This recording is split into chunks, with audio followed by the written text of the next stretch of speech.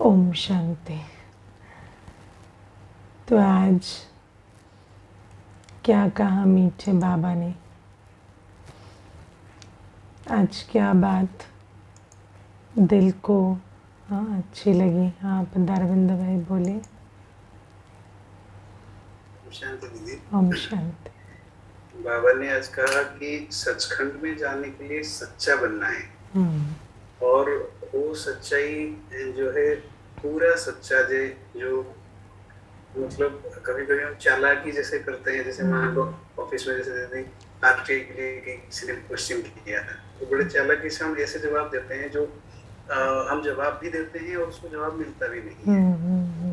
तो इस टाइप का मतलब कभी कभी ऐसे करते हैं मन मत में चल के आधी अधूरी जानकारी देना। हमें लगता है कि हम सच्चा हैं लेकिन वो सच्चाई में नहीं जाता है। तो इसलिए बाबा कहते हैं कि जो यज्ञ की संभाल भी करनी है तो सच्चे ब्राह्मण चाहिए, और नहीं तो एक टांग रावण के नाव में और एक टांग राम की नाव में तो चिर जाते हैं।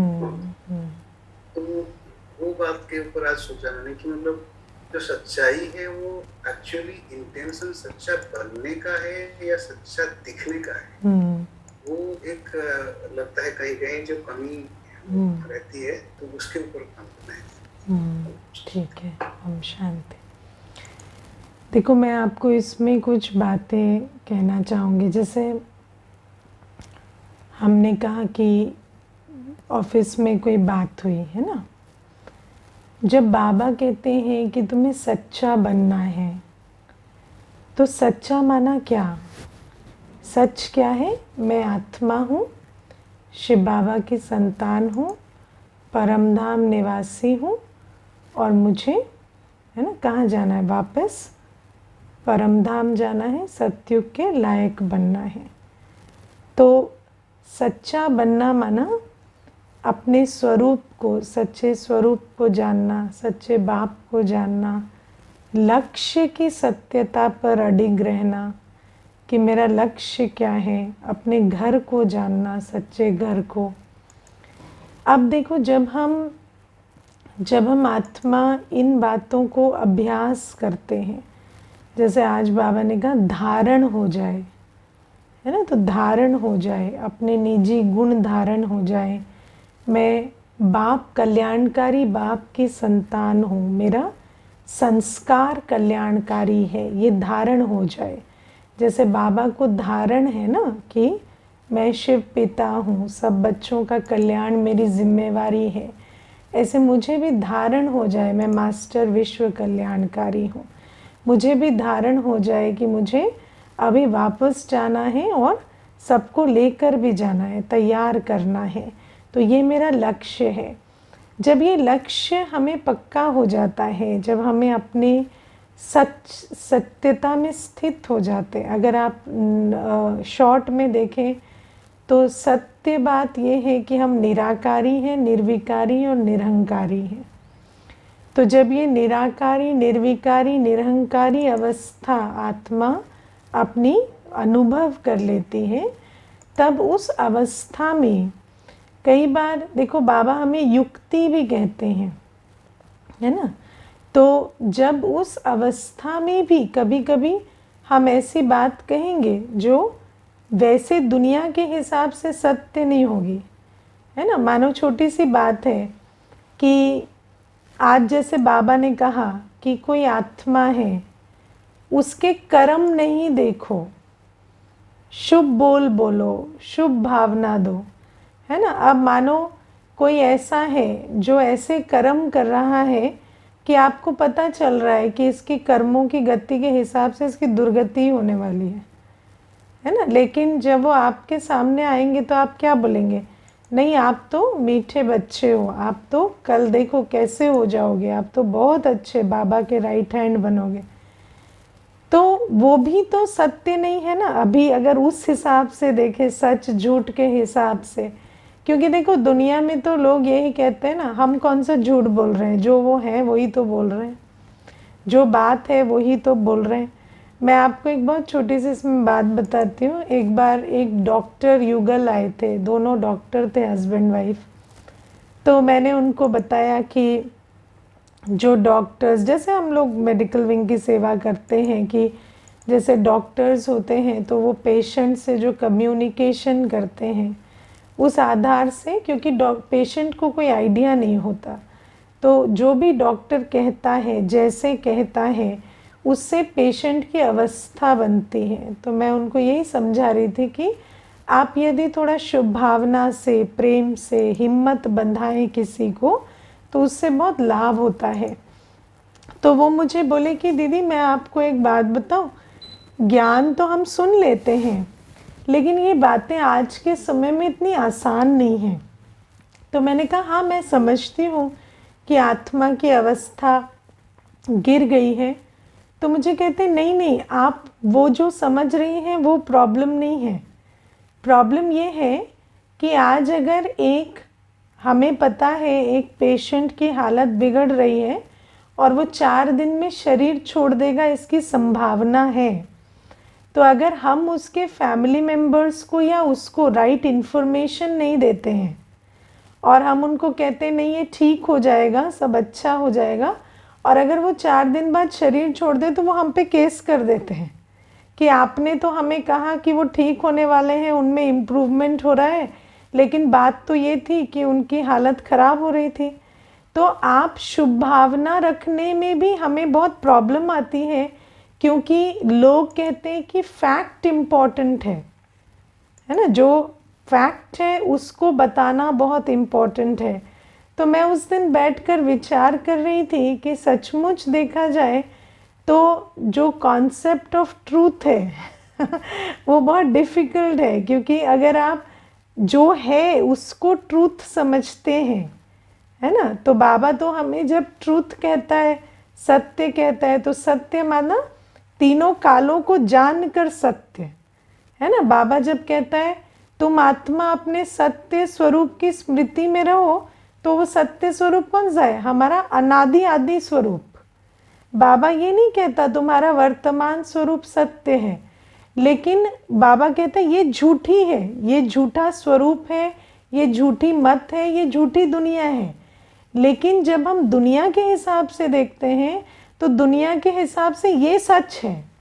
दुनिया के हिसाब से सच माना जो fact at this point of time है ना। जैसे मैं अगर कहूँ कि ये चीज़ ऐसे थी तो आप कहेंगे नहीं ऐसे तो ये कल थी ना, आज जैसी है वो सच है। लेकिन बाबा कहते वो सच नहीं है जो तीनों कालों के हिसाब से जब तुम देखोगे तो तुम्हें सच पता चलेगा। तो ये जो डुअलिटी है ये हमेशा आती है। इसीलिए कई बार ऐसा भी होता है कि मानो आपको पता है कि कोई बात इस समय कहने से या इस समय उस प्रकार से रखने से सबका मन खराब होगा या उनके संकल्प व्यर्थ चलेंगे, तो किसी के व्यर्थ संकल्प चलाने के लिए हमें सच नहीं बोलना है ना।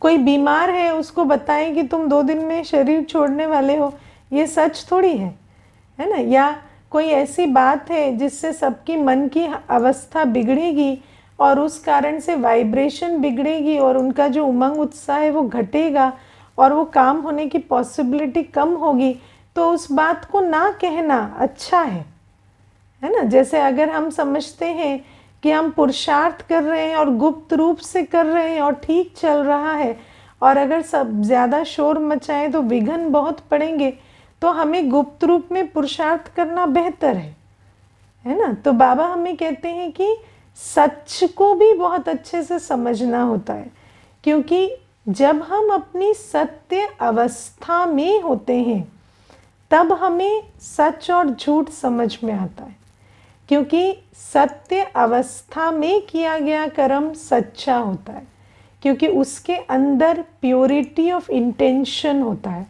जहाँ हम बॉडी कॉन्शियस होते हैं वहाँ कभी कभी हम बॉडी कॉन्शियसनेस के हिसाब से भी सच बोलते हैं, जिससे बातें और बिगड़ती हैं, है ना। मैं झूठ नहीं बोलूँगा, मैं नहीं करूँगा।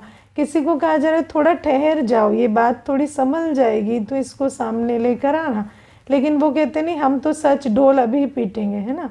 तो उससे भी क्या होता है, परिस्थिति कभी कभी बिगड़ जाती है।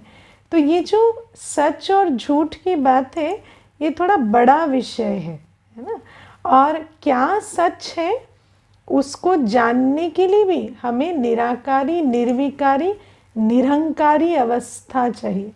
मैं आपको एक बहुत छोटी सी बात कहती हूँ। मैं अभी कुछ दिनों से ऐसा अनुभव करती हूँ कि ये जो हमारा सत्य है, जो जिसको हम निराकारी, निर्विकारी, निरहंकारी अवस्था कहें, मैं आत्मा जब अपने ओरिजिनल स्थिति में स्थित हूँ तो आपको रियली फील होगा कि सारी दुनिया झूठी है।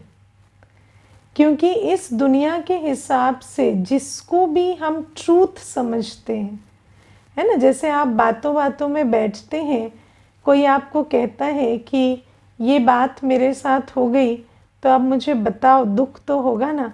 तो आपके मन से भी क्या निकलता है, हाँ भाई दुख तो होगा।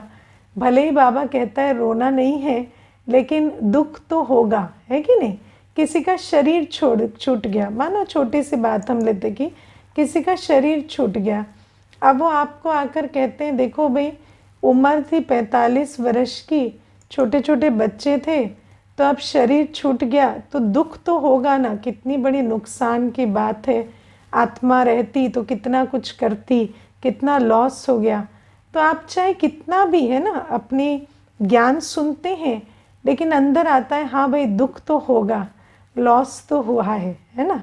अंदर ये बात आती है। क्यों आती है? क्योंकि जब हम निराकारी अवस्था में की धारणा में नहीं है ना, तब हम मनुष्य मत को रियल समझते हैं। हम देखो भक्ति में भी हम सोचते थे दुख सुख है, लेकिन दुख सुख फील ना हो, है ना, मान अपमान फील ना हो लेकिन है, या लॉस गेन फील ना हो पर है। भक्ति में ये भी ऐसा समझते थे ना कि दुख को भी सुख समझो। भक्ति में क्या कहते थे, दुख को सुख समझो, लेकिन दुख है। लेकिन बाबा हमें कहते हैं दुख सुख नहीं है, मान अपमान नहीं है, कोई गेन लॉस नहीं है, ये सिर्फ ड्रामा की सीन है ना। लेकिन उस अवस्था तक हम पहुंचेंगे कैसे? जब हम सचमुच अपनी बीज रूप अवस्था में होंगे। जब आप तपस्या करें और जब बैठते हैं ना उस बीज रूप स्थिति में, तो मैंने अभी जो मैं आजकल अनुभव करती हूँ कि रियली डिज़ायर जैसी कोई चीज़ नहीं है। अगर आप देखें तो हम लोग जो कहते हैं कि इस उम्र में ये इच्छा तो नेचुरल है, इस उम्र में ये तो होता ही है, स्त्री के अंदर ये भावनाएं तो होती ही हैं, पुरुष के अंदर ये भावनाएं तो होती ही हैं, या अगर व्यक्ति इस क्षेत्र में मेहनत करता है तो उसको इसकी सफलता की इच्छा तो होती है। तो ये जो सारी इच्छाएं हैं, सारा जो हमारे अंदर इमोशन है, ये सब कुछ एक बॉडी कॉन्शियस क्रिएशन है, जिसको हमने इतने समय से अपने अंदर नर्चर किया है कि वो हमें इतना रियल लगता है कि हम ये तो सोचते हैं कि अच्छा मुझे ऐसा फील नहीं करना है, लेकिन ऐसा फील करना नेचुरल नहीं है, ऐसा हम नहीं सोचते।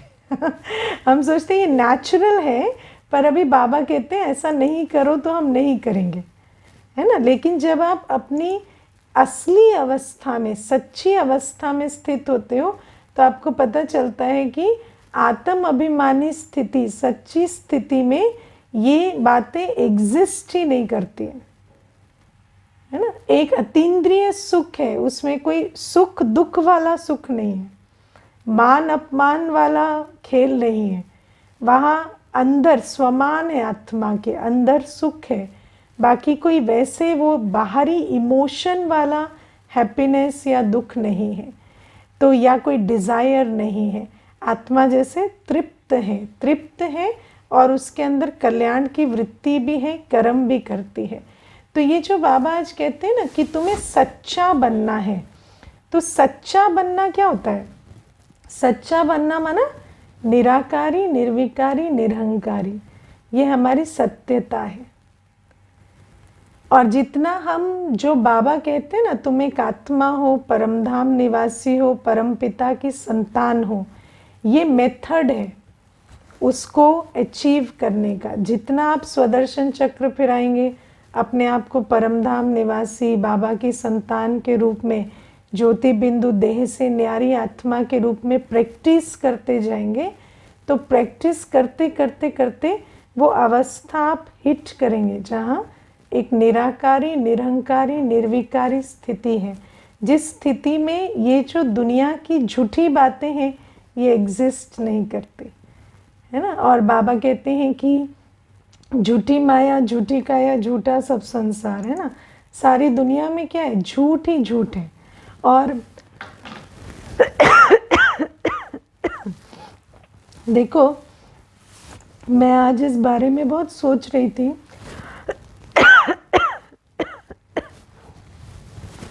कि मनुष्य जो है, झूठ क्या होता है? झूठ वो आइडिया होता है जिसको आप इतना इंटरनलाइज कर लेते हैं कि आप उसमें फंस जाते हैं, है ना। झूठ क्या होता है? एक आइडिया होता है जिसको आप बहुत इंटरनलाइज कर लेते हैं और उसमें फंस जाते हैं, है ना। तो जैसे आज ये जो स्मार्टफोन है, ये हमें एक झूठी, है ना, अनुभव कराता है। जैसे आप, झूठ क्या है? आप बैठे हैं, आप बड़े बड़े महल देख रहे हैं, अच्छे स्टोरीज देख रहे हैं, सीनरीज देख रहे हैं, आपको ऐसा लग रहा है कि वो आप अनुभव कर रहे हैं, लेकिन आपकी जो रियलिटी है वो अलग है। दुनिया कैसी? पतीत से पतीत, है ना, अनसर्टन से अनसर्टन बनती जा रही है और मनुष्य उस भ्रम में फंसा हुआ है। ऐसे ही बाबा कहते हैं रावण राज्य और भक्ति एक साथ चलते हैं, है ना। हम कहानियाँ सुनते जाते हैं देवियों की, देवताओं की, रामायण सुनते जाते हैं, गीता सुनते जाते हैं, और इधर क्या करते हैं? कर्म अपने विकर्म बनते चले जा रहे हैं, लेकिन हमें दिखाई नहीं देता, है ना, हमें दिखाई नहीं देता। और आप सोचो कि परमात्मा हमें कह रहे हैं तुम आत्मा हो, मैं तुम्हारा निराकारी पिता हूँ, लेकिन वो जो झूठ है वो हमें इस सत्य को एब्जॉर्ब भी नहीं करने देता, है ना। हम उन कहानियों में फंस के आत्मा के अस्तित्व को भी क्वेश्चन करते हैं, परमात्मा को भी क्वेश्चन करते हैं। हम कहते हैं परमात्मा साकार है, कृष्ण है, राम है, ये है, वो है। तो वो जो झूठ है वो हमें सत्य में स्थित भी नहीं होने देता। हम उस झूठ में इतने रमते जाते हैं कि हमें दिखाई नहीं देता कि हम कह क्या रहे हैं और कर क्या रहे हैं। मैं आपको बहुत छोटी छोटी बातें बताती हूँ। मनुष्य व्हाट्सएप मैसेज भेजता है, कहानियाँ सुनता है सद्व्यवहार की, शुभ भावना की, कल्याण करने की, लेकिन अपने घर में उसका पूरा ऑपोजिट करता है ना। अपने पर्सनल जीवन में उसका बिल्कुल ऑपोजिट करता है। मैंने एक बार एक बहुत अच्छी बात सुनी। एक लेखिका थी जिन्होंने नारी के ऊपर एक उपन्यास लिखा, जो नारी के अधिकारों के ऊपर, नारी की उच्चता के ऊपर एक उपन्यास लिखा, और वो उपन्यास बहुत सेलिब्रेटेड हुआ।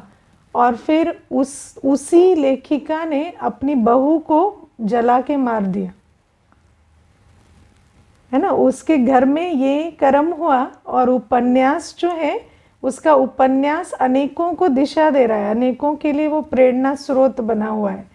तो आप विचार करो मनुष्य कैसे झूठ में चलता है कि पढ़ता कुछ है, सुनता कुछ है, सुनाता कुछ है, करता कुछ है और जीता कुछ है। तो ये हमारा झूठ है, ये जो मनसा वाचा कर्मणा में सिंक नहीं है ना। क्यों? क्योंकि हम अपनी ओरिजिनल नेचर को नहीं जानते। और बाबा हमें कहते हैं ये जो झूठ है ये चलता चला जाता है। मैं कई बार ये बात विचार करती हूँ कि बाबा कहते बुद्धि से काम लो, बुद्धि से काम लो, बार बार बाबा कहते बुद्धि से काम लो। मुझे ऐसा लगता है कि जब आप बुद्धि से काम लेते हैं तो सबसे पहली चीज़ जो आपको समझ आती है वो ये है कि मेरी मनसा वाचा और कर्मणा में अंतर है।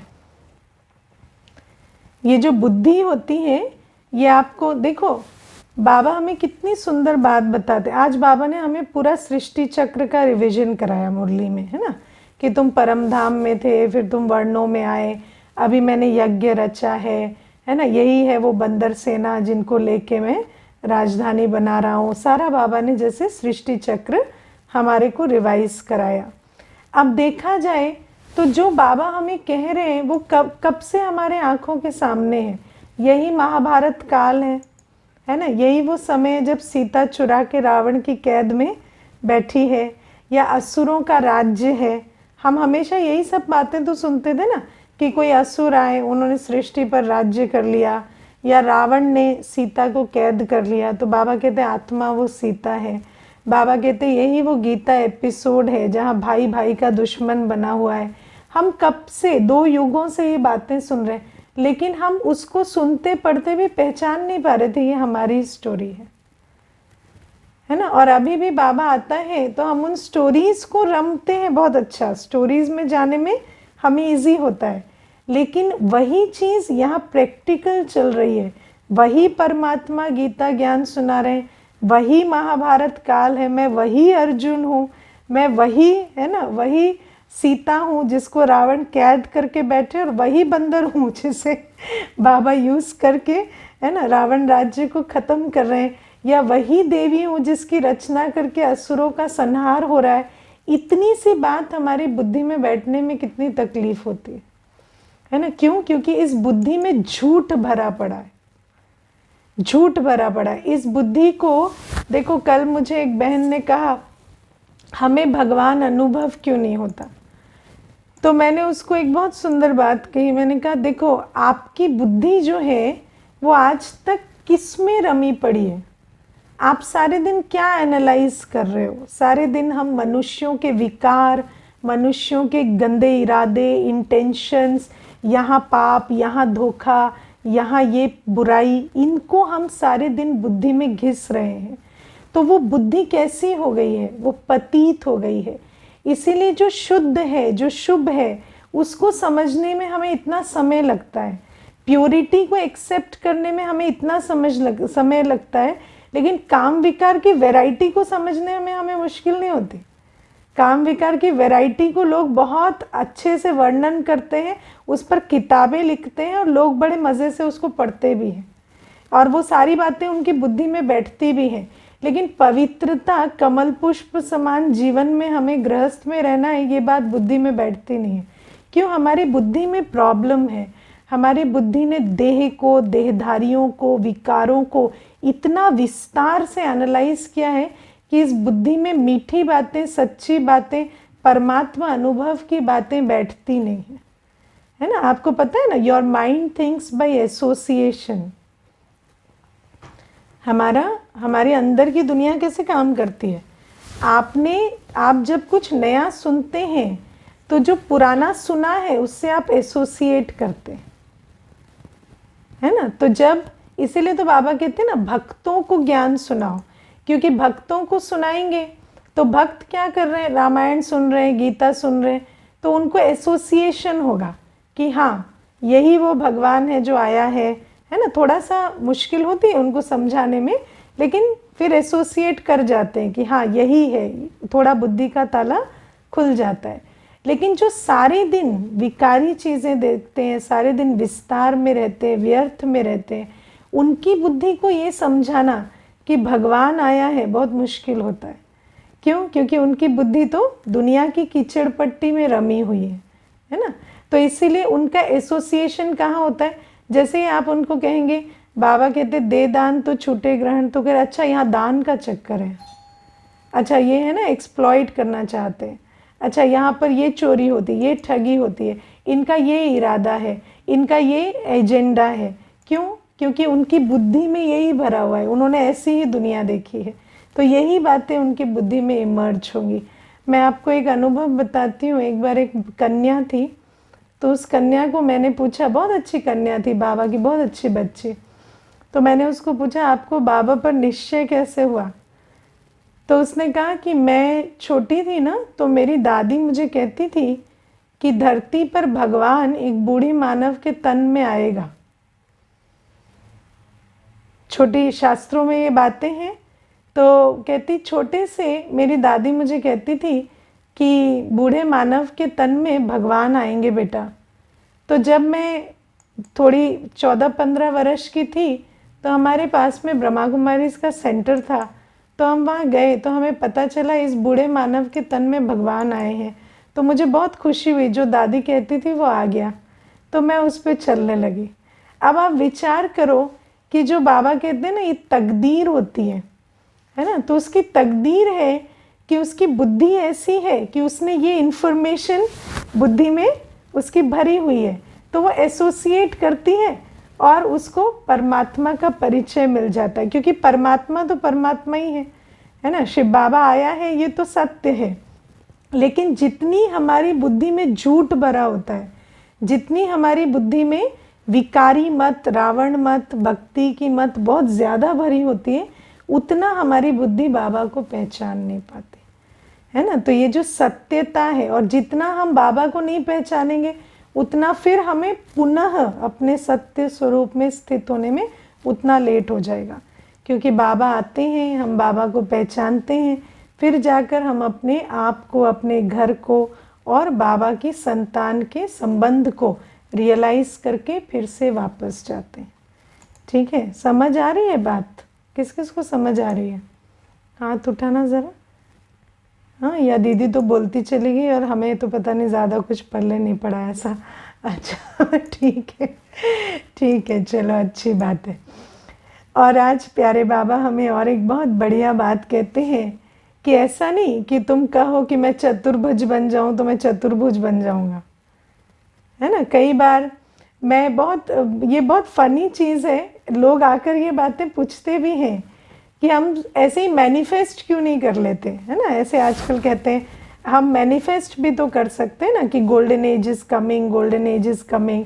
ठीक है, तो जाके बच्चों को बोलो मैं इंजीनियर बन गया तो मैनिफेस्ट हो जाएगा। उनको क्यों स्कूल कॉलेज भेजते हो, है ना। ऐसे बनते सिर्फ सोचने से थोड़ी बन जाएंगे। लेकिन बाबा कहते हैं कि वो जो प्रोसेस है उसको भी फॉलो करना पड़ेगा और फिर सोचना भी पड़ेगा, दोनों है। अब मानो कि कोई पढ़ रहा है, कोर्स कर रहा है, इंजीनियरिंग कर रहा है, लेकिन उसको निश्चय नहीं है कि मैं बनूंगा, तो फिर वहाँ भी प्रॉब्लम है। लेकिन सिर्फ निश्चय होने से कि मैं बनूंगा बन नहीं जाएगा, उसके लिए उसको स्कूल कॉलेज भी जाना पड़ेगा। इसीलिए बाबा कहते हैं कि जब तुमने बाप को पहचान लिया, बाप मनुष्य से देवता बनने की पढ़ाई पढ़ा रहे हैं, ये समझ लिया, निश्चय कर लिया, तो फिर ये तुम्हें निश्चय भी रखना है, लेकिन उसके साथ तुम्हें सवेरे सवेरे उठना भी है, बाबा को याद भी करना है और पढ़ाई भी पढ़नी है। क्योंकि अगर ये नहीं करेंगे तो बनेंगे कैसे, है ना। तो बाबा कहते हैं बाप को जानने वाले, पढ़ाई पर निश्चय रखने वाले ऐसे बोल नहीं बोलते, है ना। कहेंगे कि मुझे मनुष्य से देवता बनना है, पर हमसे उठा नहीं जाता, पढ़ा नहीं जाता, तो बनोगे कैसे? ऐसे हवा में बन जाओगे क्या? तो बाबा कहते हैं ऐसे नहीं होता। तो ये समझना है कि निश्चय भी चाहिए और फिर पढ़ाई भी चाहिए, याद भी चाहिए, पवित्रता भी चाहिए, वैराग भी चाहिए, सेवा भी चाहिए, सब कुछ चाहिए, है ना। तो करना भी पड़ेगा और फिर निश्चय के साथ करना पड़ेगा। तो ये भी बाबा बहुत अच्छी आज बात बताते हैं कि मैनिफेस्टेशन अपनी जगह है, लेकिन कर्म अपनी जगह है। बाबा ने एक बार एक मुरली में और भी बहुत बढ़िया तरीके से ये बात समझाई थी कि श्री कृष्ण को याद करने से श्री कृष्णपुरी में नहीं जाएंगे, क्योंकि जो पवित्र दुनिया है ना, जैसे आप इंजीनियरिंग की नौकरी करेंगे तो उसके लिए पढ़ाई जो है उसकी विधि अलग है, पद अलग है। ऐसे ही बाबा कहते हैं ये जो पढ़ाई है, आत्म अभिमानी स्थिति, परमात्म अभिमानी स्थिति में पूरी तरह स्थित होंगे, तब जाकर उस सत्युगी दुनिया के लायक बनेंगे। तो पढ़ाई अलग है, पद अलग है। श्री कृष्ण को याद करने से श्री कृष्णपुरी में नहीं जाएंगे, बाप को याद करने से श्री कृष्णपुरी में जाएंगे, है ना। क्यों? क्योंकि बाप को याद करने से तुम आत्म अभिमानी, परमात्म अभिमानी बनेंगे और इससे तुम लायक बनेंगे सतयुग जाने के। तो इस विधि को भी बहुत अच्छे से समझना होता है। ऐसा नहीं कि हाँ भज गोविंद चलो वृंदावन, है ना। गोविंद को भजने से वृंदावन नहीं जाएंगे, है ना। लेकिन निराकारी स्थिति में स्थित होने से अपने आप को परमात्मा संतान के रूप में मास्टर सागर बनाने से जाकर हम उस दुनिया के लायक बनेंगे। जब यहाँ वो कर्म करेंगे इस समर्थी के आधार से, तब उस दुनिया के लायक बनेंगे। तो ये भी बाबा हमें आज बहुत अच्छे से समझाते हैं। और बाबा आज शुभ भावना के विषय में बताते हैं, है ना। शुभ भावना कांटों को फूल बना देती है ना, पत्थर को पानी कर देती, क्या क्या बताया बाबा ने, है ना।